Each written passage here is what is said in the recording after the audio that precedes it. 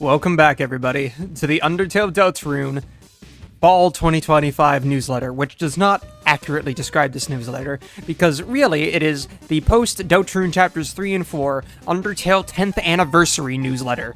10! 10? Frisk is 10. Officially 10, and Papyrus is questionably 10? I love Temmie's art. Temmie's art is so good. It's always a joy to see, but it's been a while since we've had a Deltarune newsletter. The last one came out, like, on Deltarune launch day, I'm pretty sure.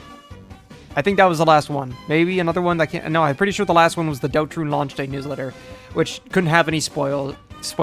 Unfortunately, I don't think Toby wants to quite talk about Deltarune yet, but he does want to talk about Undertale. There's quite a bit to talk about Undertale, because it's been 10 years since it came out.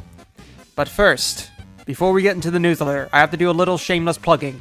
And please stay for this, because it's some good shameless plugging. First off, The Animator. This is my animation channel. I haven't uploaded anything in a while, but I recently uploaded my 10-year anniversary video, A Decade of Never-Ending Night. You can just get a little sneak peek right here, with this TV.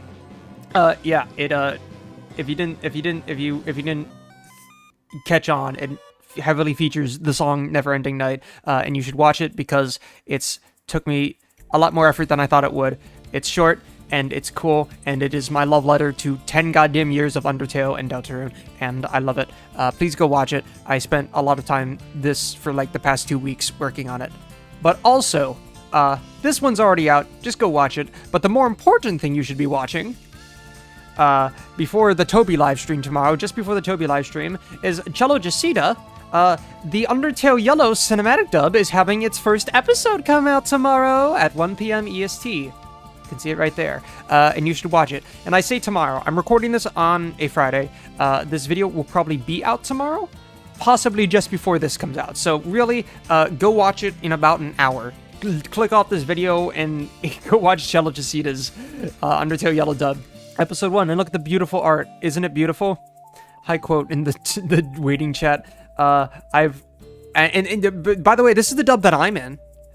Not this episode. I'm not in this episode because there's not a lot of characters in this episode. But like I'm in this general dub, and I have seen the behind the scenes of this and the amazing talent that has gone into making this. And like, you should watch it. It's really good. But anyways, speaking of things you should watch, there's gonna be the Undertale 10th anniversary event right here. It's been 10 years since Undertale released, therefore, Undertale 10th anniversary event. That's right.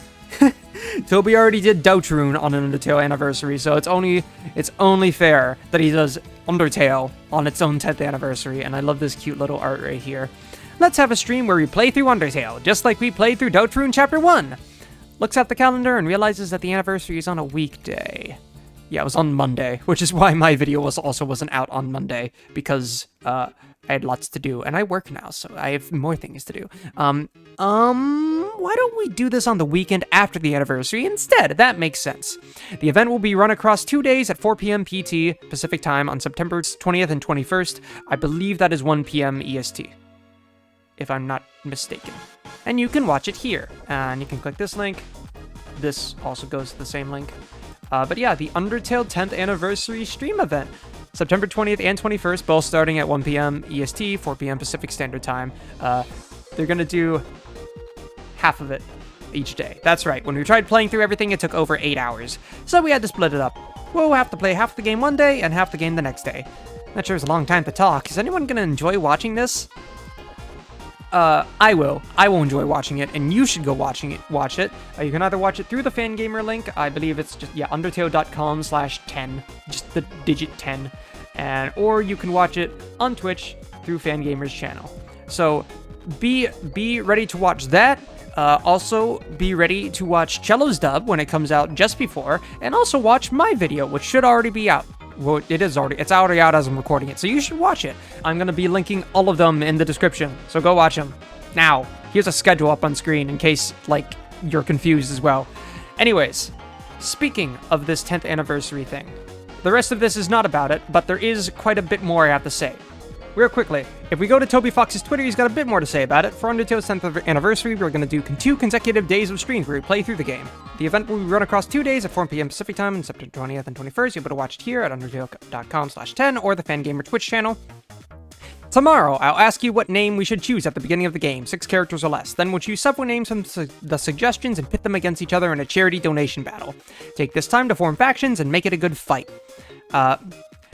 So that's obviously already happened. It was supposed to happen on the anniversary. I think Toby made the post a little later. Yeah, hey guys, what name should we choose at the beginning of the game? Name candidates must be 6 characters or less. That happened on September 16th. The factions have been made. The top 2 contenders right now are Gaster, which will crash the game when used, and Togor, which is Togor. But one more thing. By the way, I hope this won't be an issue, but I caught COVID a few days ago. Hopefully it'll be better by the end of the week, but if I totally lose my voice or something, the event may need to be delayed. I definitely couldn't do 4 hours of voice-to-text right now. People have been saying, oh my god, wait, does that mean Toby's gonna actually be on the Fangamer couch? He's actually gonna talk? But it says voice-to-text. I think what he did on the Deltarune stream was when they put the dog plushie there, he wasn't actually typing TTS, he was actually speaking into it to make it happen faster. Which, I'm gonna be honest, a little disappointing. Like, it's the 10-year anniversary of your game, man. You're not gonna show your face at the event, but you know how the fandom is, and you know how Toby likes to keep his distance.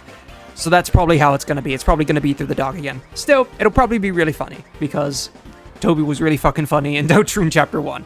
Anyways, back to the actual newsletter.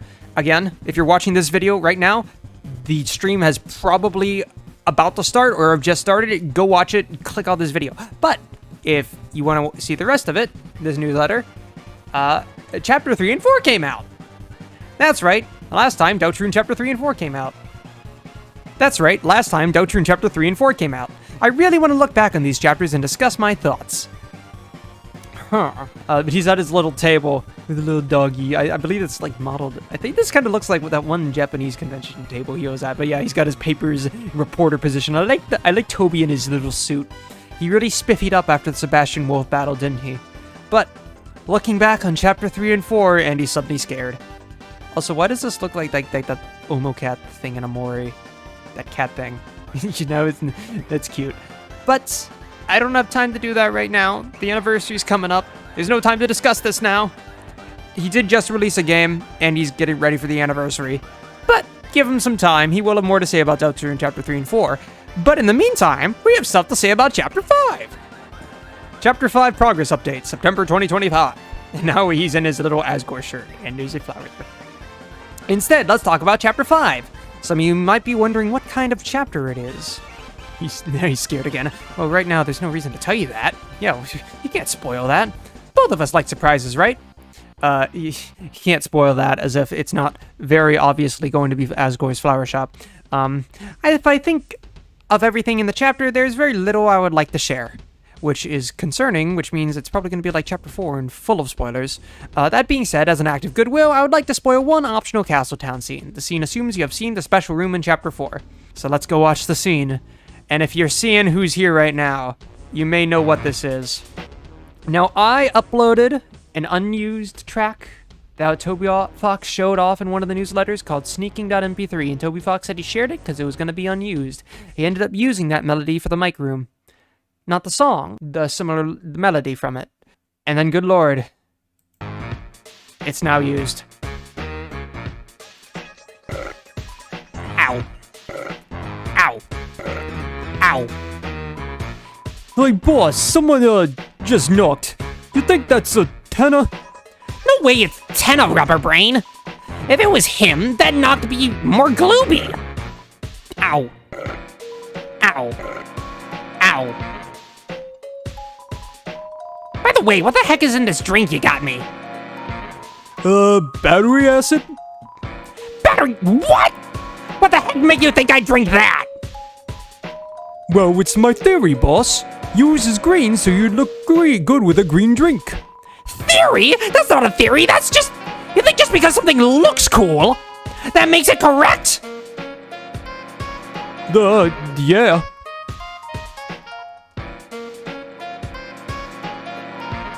Whatever. Ow. Ow. Ow. So quite a bit of subtext to analyze from that. First off, obviously, sneaking down MP3 is, I guess, the Mike's theme now. And we've also got both of them out of costume. I believe you're considered Jongler and you're Batat, the Green Pippins, out of costume, or as I like to say, Matt Pippins, or Matt Pip. And Matt Pip's drinking the battery acid. And then we got Pluie, who is still in costume, just having fun as a cat. With also a suspiciously snake-looking tail. Toby, what's this friend?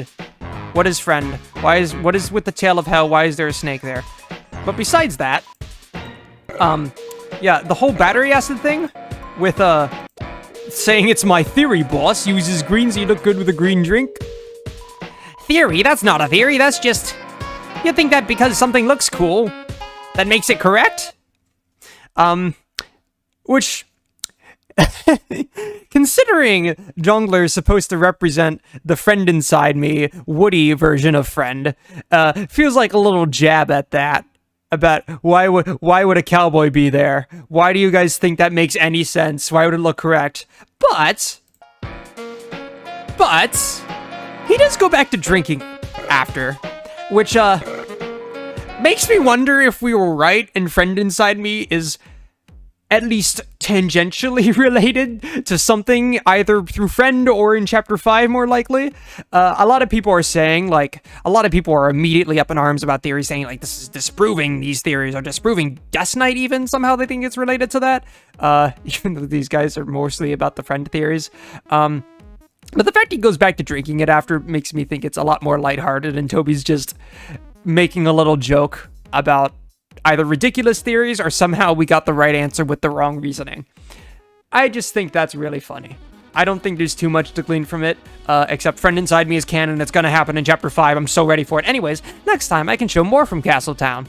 And we've got Pluie, batatting her, its, thems? What are your pronouns, Pluie? Batatting their eyes. I'm not sure how I feel about that one. Anyways, moving on. Now for the actual progress, besides Mike stuff. This is the current status of progress. Oh, detailed progress info. This is the current status of progress as of September 8th, 2025. Areas. The early parts of Chapter 5 are complete but need polish in optional areas. Maybe the last 40% or so of the game is in a rough first pass state, and the last 10% is in a prototyping state. Probably around 85% of the cutscenes have been created up to a first draft state, however, of those, at least 20% or so will require more polish. So, yeah. Anyone who is hoping for early 2025 for Chapter 5, yeah, they cried upon seeing this.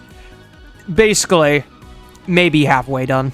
Now, granted, they're done with the previous 2 chapters, and they've got a pretty streamlined system, but at the same time, even if they do manage to get this stuff done quickly now that the other 2 are out, and everyone's going to be working on it, even if they do, they still do gotta do the translation stuff and Nintendo stuff and yada yada yada.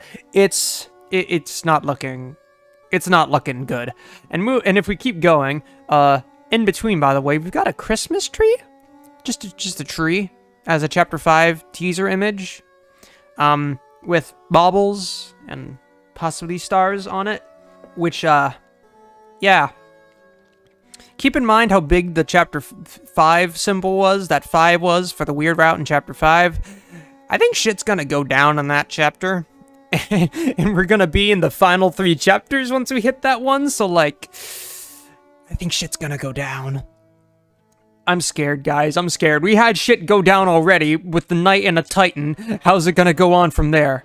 But, enemies. Regular enemies are mostly done. One programmer is already working on the regular enemy bullet patterns of Chapter 6, which I think is the first time Toby has ever mentioned Chapter 6, so we can confirm there are enemy bullet patterns in Chapter 6. The direction of the boss battles have been decided, and many boss attacks have already been completed.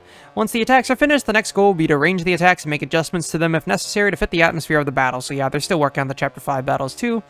And there's that little trash can that I believe is just the one you can get in Castletown, so... Overall, with Chapter 3 and 4, there are some creative hurdles which made developing parts of the game difficult. How to do the boards of Chapter 3, put a game in a game, how to design the events in Noel's house, which was a whole soul shit thing, etc.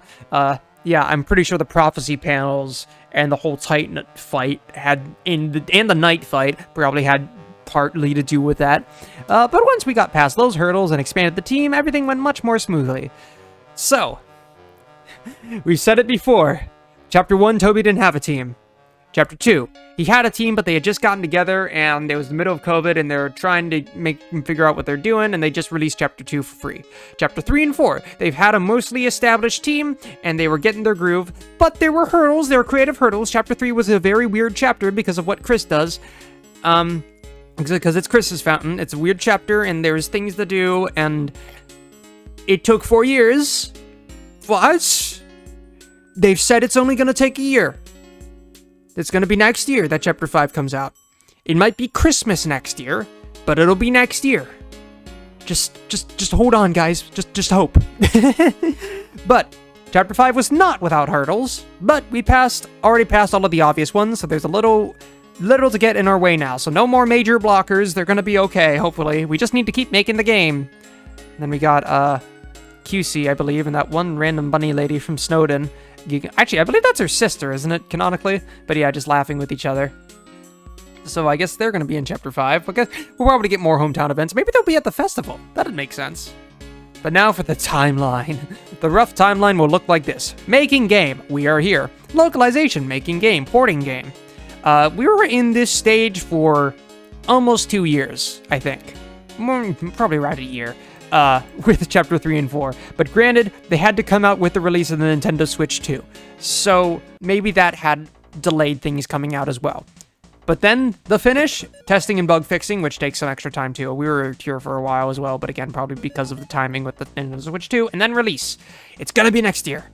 Currently, we have one main deadline. I want to begin the translation by the end of 2025, which is pretty good. After that point, gameplay changes will be acceptable, but large-scale text and story changes will be heavily frowned upon. Oh yeah, I love that. They love using that language, huh? When talking about program deadlines. Anyways, factoring the localization and text testing, I don't think that the game will be released in the first half of 2026. Oh, my heart. That's not a surprise, right? From last time's updates, you guys have access to exactly how long each step of the development took. Don't say that, Toby. Anyway, we don't have any external factors surrounding the release date this time. We'll release it when it's done, and we will continue to update you guys on the progress of its completion. Thanks. Which is him saying there will be no Nintendo Switch 2 to time this to. Nintendo will not have us in a chokehold. It'll just come out when we're ready, when we've got a date, okay? Just please, Toby, please. I can't wait any longer. I can't go back. Okay, Toby, I can't go back. And now for the other things. We are halfway through the newsletter about. We've got other things, because Toby's been doing quite a few other things. Toby Fox, voice acting for Homestuck.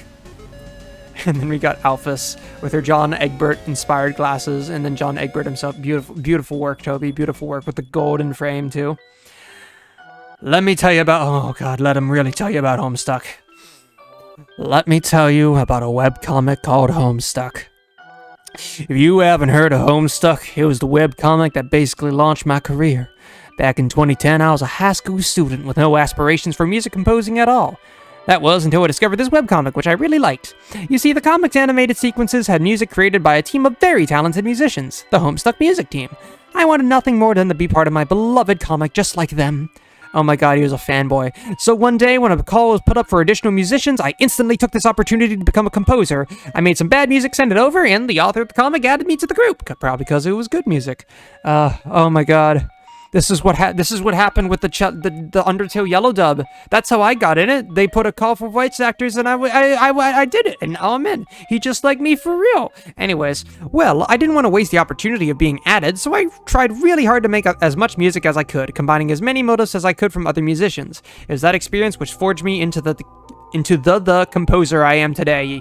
You're not slick, Toby. I saw that which is that him fully admitting that when he made his Homestuck music, he overloaded it with leitmotifs, which granted, is not a Toby Fox exclusive thing. They do that a lot in Homestuck.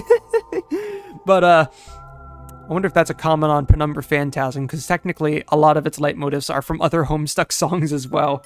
I'm still a believer. In one way, shape, or form, it'll happen. Additionally, thanks to my association with the comic, I gained a following on social media, which really helped me when I made a Kickstarter for my game Undertale. You know, the thing which enabled me to make the game. I even initially reached out to Tebby specifically because of a Homestuck fan art she did on Tumblr. See guys, Homestuck can't be all bad. It made Undertale. It really is amazing, the chain of events. I mean, I talked about my own anniversary video earlier. The chain of events that has led from that to the fandom today and my place in it is also insane. It's nice to see that how it built up Toby too, another big work. So, I really owe a lot to Homestuck. It made me better at music, allowed me to make my game, connected me with many important friendships, and it taught me lessons on how to deal with fandom and the importance of valuing your fans. In my mind, it's basically a debt I might never be able to repay. Which, if you don't like Andrew Hussey, sorry, Toby's on board all the way. Also, taught me lessons on how to deal with the fandom. Yeah, he knows for sure. Therefore, when I was asked if I could help out with a new Homestuck animation, I said I would give it a big shot. Sorry. Surprisingly, the request was not for music, but voice acting. Still, I felt like I should help out. And I believe long ago, Toby did promise to Andrew Hussey that if a Homestuck show would ever come out, he would voice John Egbert. And look at him now. Waiting at the voice acting studio was another surprise. A few minutes into recording with a voice director, I noticed, hey, isn't this guy's resting voice Daggett from Angry Beavers, which I don't know what that is, but apparently he is. It turned out the voice director was the voice of Invader Zim. Oh, Richard David Horvitz. Oh, okay. You mean the guy who completely inspired my Axis voice? My Axis Model 014, ready to guard and protect. That guy? Oh, okay. The recording session took a few hours, but it was so fun that it felt like it ended pretty much immediately. I'm not really a pro, so I was nervous about the result, but Invader Zim told me that I did a really good job, so I just have to trust him. Good job! That's a crazy turn of events, too. Also, just testament to how huge both Homestuck and Undertale are, that they hired a voice director of the guy from Invader Zim. So I just have to trust him. Anyway, that was my experience helping out. Now I'd like to show you the trailer. I played the role of John Egbert, the kid wearing glasses. But first, a warning for the more sensitive members of my audience. Homestuck has a lot of dirty language, and they had me say some pretty profane things, so if you're a kid or would rather not hear those kinds of words, don't watch. Thanks. Basically, if you're a Twitter user that can't handle your beautiful, innocent being 30-year-old Toby Fox saying swears, don't get mad about it. It's Homestuck. Please. He made the Halloween hack already. Just let this grown man swear. It's gonna be really funny. And then we can watch the actual trailer here, which I'll also link, but it's only 49 seconds, so I think we shall watch it. Yeah, people were so up in arms on Twitter because I'm pretty sure they were mad that VivziePop was, like, also working on that as some sort of director position. And they were like, oh no, Toby, get away from her. Guys, he's like 30-something. Let the man swear. Let the man work with Andrew Hussey and VivziePop. It's Homestuck. My goat wash. No! Anyways, let's watch the pilot. Happy Trailer. birthday, bro! Did the beta come yet? I think it arrived, but my dad probably has it. I've been trying to avoid him, as you can well imagine. John, you're not wearing one of your silly disguises, are you? It would be a shame to make a fool of yourself in front Okay, of I a like gentleman Rose's such voice. as your father. Look in the sky, numbnuts! And I really like the cartoon animation for it. It feels like a more fluid version of, like, the actual animated scenes in Homestuck. Oh man, and all the entrances.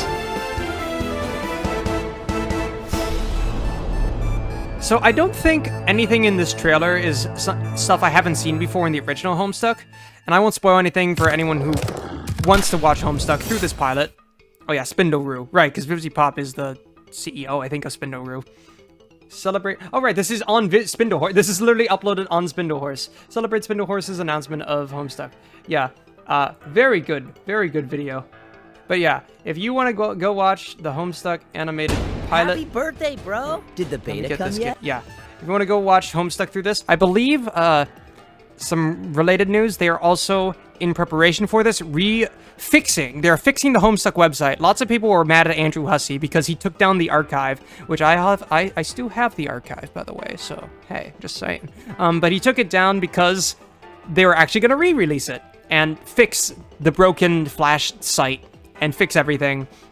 And they're going to be releasing it in slow order.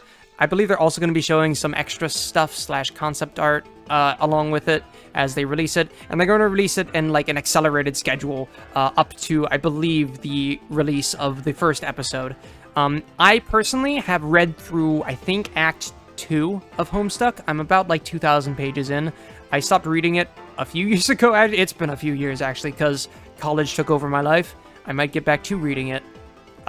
When I might read it with the episodes coming out, or sorry, not with the episodes coming out, with the re-release coming out, because I do know most of the stuff in the trailer already, and it's pretty cool what I've gotten to so far, all the entrances and all this, and it's very cool seeing it reanimated like this.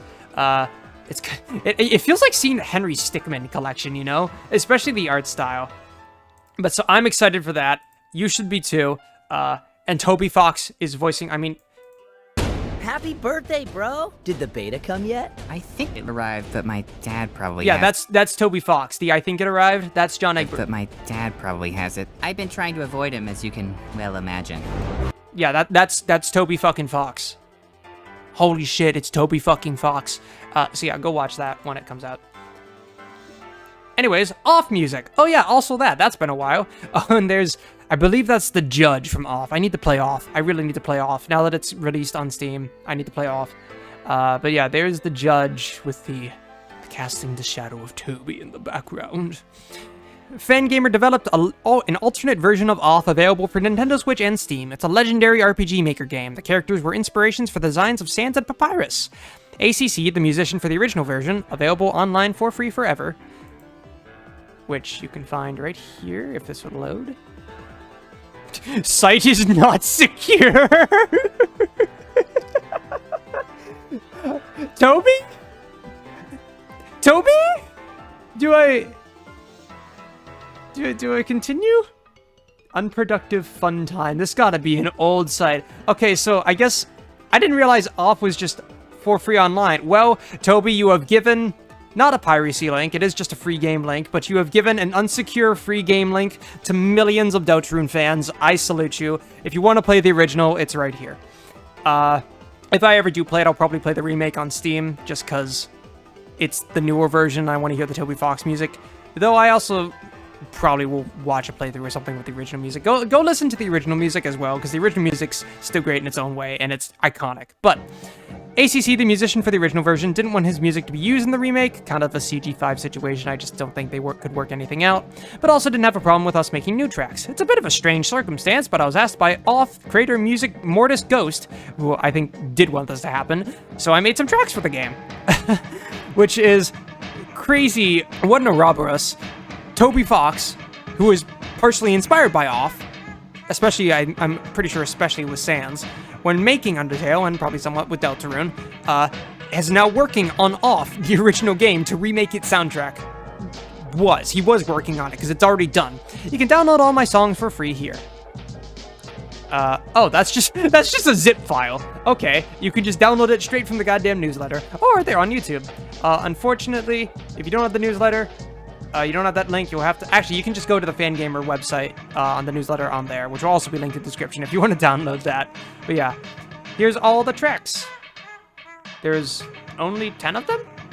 Okay, yeah, there's 70 songs in the entire soundtrack. I was gonna say, that feels a little short. Okay, Toby Fox has made exactly 1/7 of the soundtrack. Is it 7? 1/7? Toby Fox is a human soul confirmed. Anyways, yeah, go listen to those. Oh, and also, while I'm here, Our Hand. Yeah, they fucking killed Papyrus. I forgot what guy's name it is. Papyrus found dead in Detroit. Yeah, they offed Papyrus. There's no more Bone Trussell in that Skeleton Guy's song. Even though he inspired Papyrus's character heavily, and Toby Fox wanted to make an homage to him, I think it just stood out a little too much, and it got a little too much controversy, so Toby was like, fine. I don't think it was that big a deal, but I can see why it was changed. So there's technically 3 versions of this boss theme now. But yeah, go listen to the soundtrack, go play the game. Oh, it's an unlisted playlist. Interesting. I guess we'll save the playlist. Go listen to the soundtrack, go play the game, either on Steam or the original. It is $15 on Steam. Still, if you got $15, go play it. Anyways, back to the newsletter. So, there's off, available on the Nintendo Switch or Steam for $15. You can also just get it online free through a maybe secure link, probably not. Be careful. Toby trusts it, so I kind of trust it. And you can also download all the songs for free, just directly through the newsletter, and they're all available on YouTube. So yeah, if you like Off, or you haven't seen Off and we're interested, go play it. And then finally, fan musical albums. Recently, there have been some musical albums consisting of Undertale and Deltarune covers, which I've been encouraged to recommend to you, aka Fangamer and Toby Fox condoned them, and it sounds like, okay, Toby, advertise them, do your due diligence, they worked hard. Deltarune Piano Collections Volume 1, out now. Some virtuosic piano arrangements of Deltarune's music by Trevor Allen Gomez. I really recommend giving this one a listen. It's available on YouTube if you want to sample it for free. Yeah. So go listen to all of them. It's got Field of Hopes and Dreams, Scarlet Forest, Rude Buster, Lancer, Chaos King, The World Revolving, My Castle Town, A Cyber's World, Big Shot, Hip Hop, Attack of the Killer Queen, Don't Forget, Before the Story, The Legend. Bit of a small collection, especially for both chapters. But if you want to, if you like the music and you want to hear piano collections, or if you even want to play it, because I believe they have I believe usually with these they release like sheet music for them as well that you can get for Fangamer. I actually got a friend of mine, because it was his last year in our orchestra last semester. I got him the Undertale piano collections books. I heavily recommend them. They're cool. And on top of that, we also got the Monster Cat times Undertale, upcoming on October 6th. An album of electronic Undertale arrangements curated by Monster Cat and Faraga Records. You heard that right. Goddamn Monster Cat is an Undertale fan. Many different artists worked very hard to put this album together, and the creativity shines through. The full album releases Monday, October 6th, with a physical edition to follow. So, by the time this comes out, about 2 weeks and a few days. About 2 weeks and a weekend. The full album releases Monday, October 6th, with a physical edition to follow. Click here to be the first to listen to it. And yeah, I'm not sure if this one will be... Oh, it'll be on SoundCloud. And also Spotify. Amazon Music. I'm not sure if it'll be on YouTube, but I mean, already this art is beautiful. And no, this is not ERAM. This is not Friend. This is Monster Cat in a Frisk shirt. Go watch that when that comes out. Or listen to that, I mean. And finally, new merchandise! When I searched Tenna on the Fangamer store, a shirt for Ina came up. What's the date, Theta? That's funny. But we also got the Tenna plush, the Tenna figurine coming soon, and the character pins. I do not have the Tenna plush. I kind of want to get the Tenna plush, but I already spent a lot on the Tenna body pillow, so like I'm not sure if I can justify it quite yet. But it doesn't look like my usual merchandise, but I guess I should tell you guys to buy it. Get the Tenna. And the Ina shirt, maybe, if you like Ina. Conclusion. Anyways, conclusion. 10 years passing by is annoying. Does that mean I'm annoying? No, Toby, it just means you're old. Sorry. Anyway, I'll save my words for the events, where Toby will probably have a lot to say about Undertale. Maybe something to say about Deltarune, but I'm hoping a lot to say about Undertale. I'm hoping even a little bit to say about Gaster, the fun events, but who knows. So, with all that being said, there's quite a bit here. So, quick recap. Go get the new Fangamer merch. Go listen to the Monster Cat album when it releases in early October. Go get the Deltarune Piano Collections volume or listen to it. Go play Off, either the original one or buy it for $15 and go listen to Toby Fox's soundtrack that he helped work on it for it. Go watch the Homestuck animated show when it comes out, and just go read Homestuck in general because they are re-releasing it and all fixed and stuff before the first episode comes out. Be hyped for Chapter 5. And finally, as we celebrate the 10th anniversary, go watch the anniversary stream. And before you do that, go watch my video, and go watch the Cello Chasita Undertale Yellow Dub. A lot of things to watch. Again, here's the schedule for at least this week. Note all this down. It's a lot. It's so hype. Everything. 10 years of Undertale. Let's go!